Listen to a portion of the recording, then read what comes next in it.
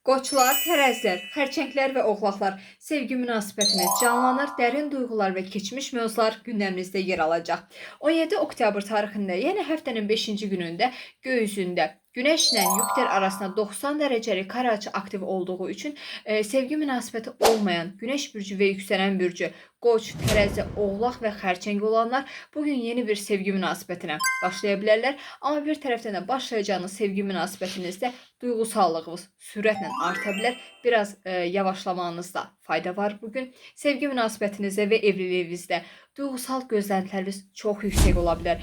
Sevdiyiniz insan sizi kifayət qədər önəmsəyirmi kimi suallar bugün zehninizdə yarana bilər. Bugün eyni zamanda sevgi münasibətinizdə və evliliyinizdə uzun müddətdir danışılmayan mövzular varsa gündəminizə gələ bilər.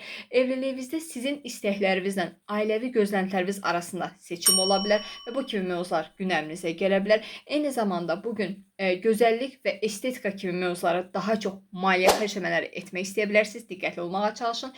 Ailənizlə və evinizlə əlaqəli gözlənilməyən bir maliyyə xərci bugün ortaya çıxa bilər və bir tərəfdən də ailə içində fikir ayrılıqları da yaşaya bilərsiniz. Çox diqqətli olmağa çalışın.